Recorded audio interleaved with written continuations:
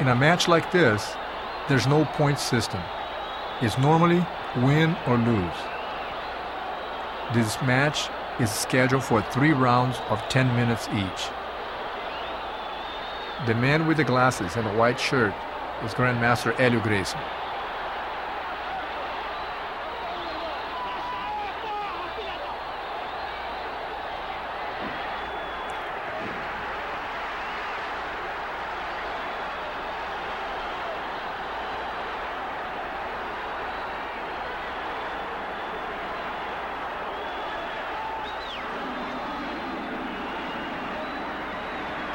If you have to fight an opponent who is bigger and stronger than you, it is not a good idea to try to exchange punches with him.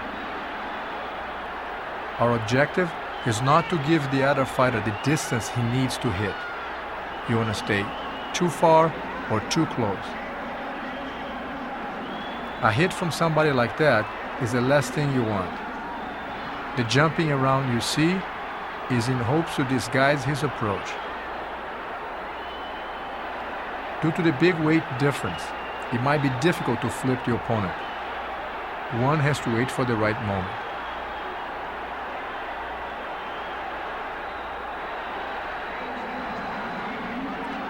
Being on the bottom does not necessarily mean that you are losing the fight, especially when you're fighting a heavier opponent.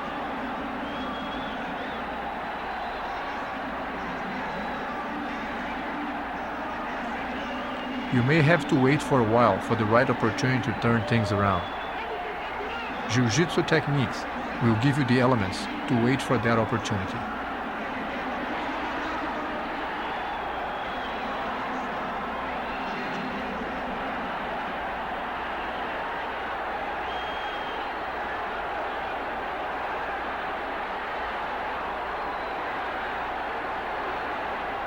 It is smart to keep the opponent very close, so he cannot develop the distance for a powerful hit.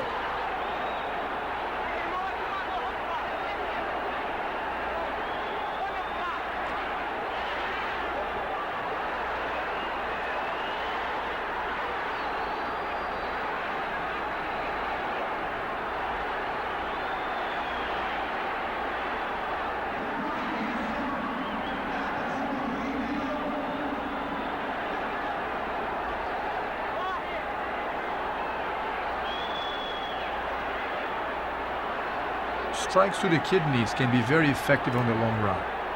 In one of my father's fights, his opponent took such a beating to the kidneys that after the fight, he was urinating fragments of the kidney.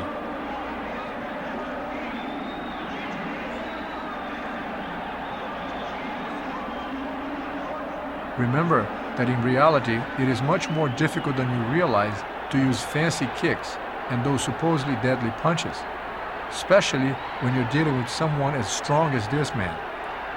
There's a good chance they might not work.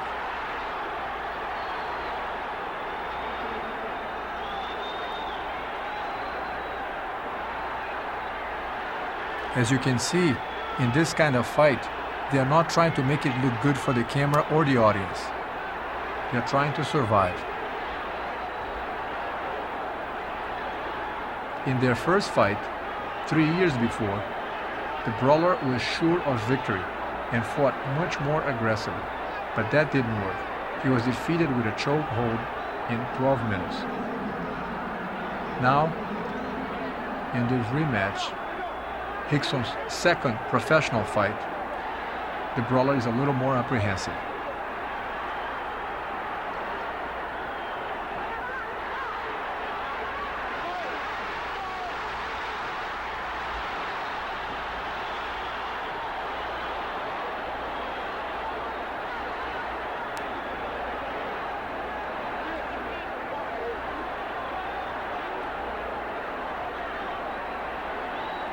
The difference between the Jiu-Jitsu taught at the Gracie Academy and all the other martial arts styles, including other styles of Jiu-Jitsu, is that the evolutionary process of our teaching methods is the result of extensive research by Grandmaster Gracie. Not only did he have to adapt some of the traditional Japanese techniques to accommodate his lack of strength, but more important, was his contribution as a teacher, developing the teaching method so efficient that he could teach virtually anyone. The Gracie Jiu-Jitsu Academy in Torrance, California, is the only organization that upholds those teaching standards and is endorsed by my father, Hélio Gracie.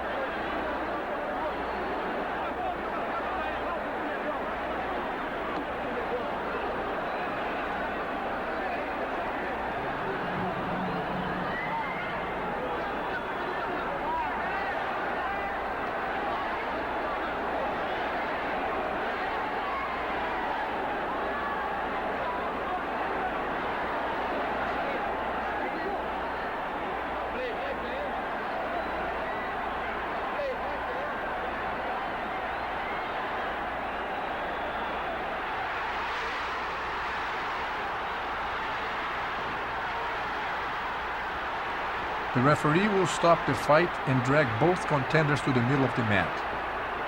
But notice that the brawler is going to sneak in a punch during the break.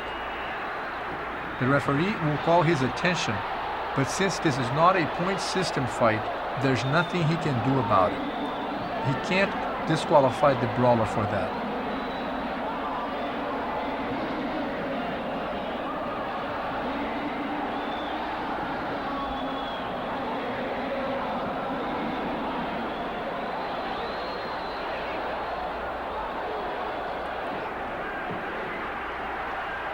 Everyone who looks at martial arts as a means of self-defense is really looking for the effectiveness that can be found at the Gracie Jiu-Jitsu Academy.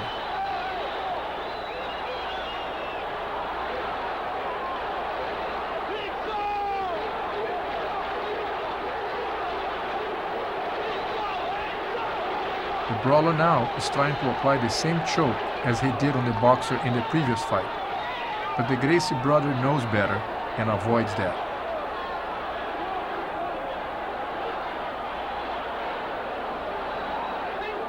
Once again, the brawler goes for the choke hold.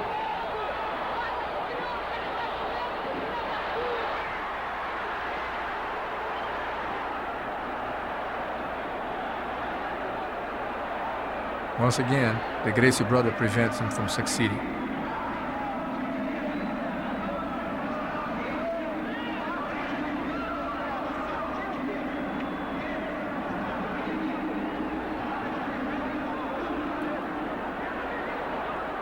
Believe it or not, the safest thing to do when fighting somebody like this is to stay as close as possible so he doesn't have the distance to hit you with the effectiveness that he would like to.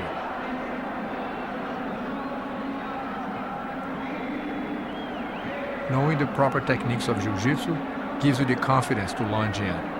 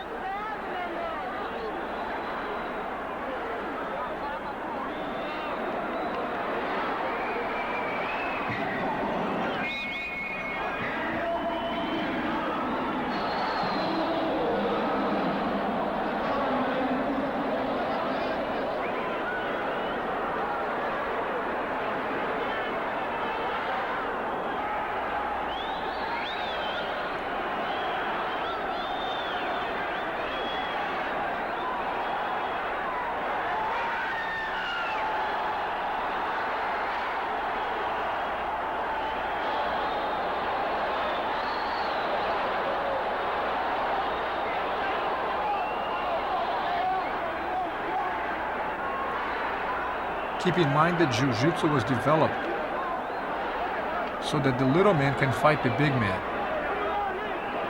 Sometimes when you have a strong opponent like this, simply holding on, it forces you into waiting for the right opportunity so that you can make your move.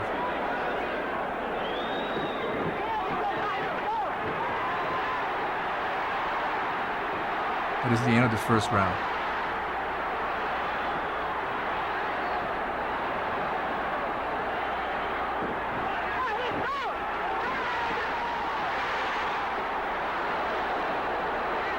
They go back to the action.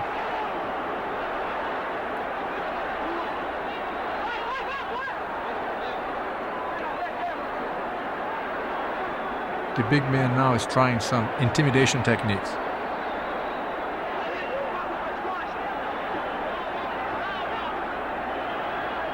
The Gracie brother did not hear the bell ring,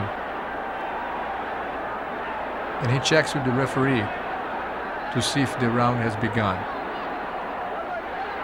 The big man is tired, and he wouldn't mind waiting a little longer. The Gracie brothers knows that and is going to start pressing the buttons and push the fight to his pace.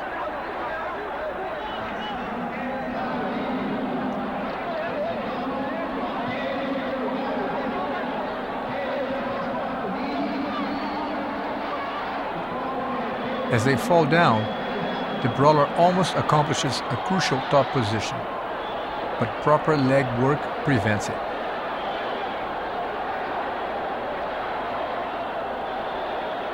In a fight of this magnitude, there's much more happening than one realizes. Every little movement, no matter how insignificant it might seem, has a place in the overall result. Just like in a chess game, the way you move a little pawn may decide the result of the whole game.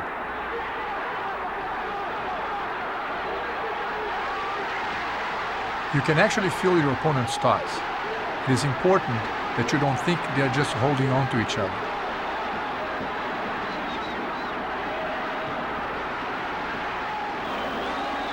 The Jiu-Jitsu man knows that his opponent is tired and is preparing to make his move.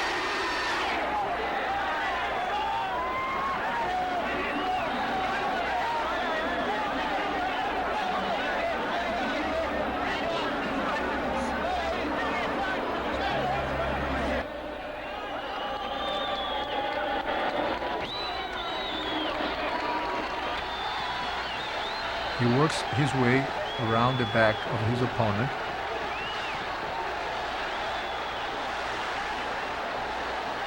and gradually climbs on his back. And just like those anacondas from the north of Brazil, by the delta of the Amazon, he'll wrap himself around his prey. The end is near. In his last attempt to escape, the desperate man rolls around.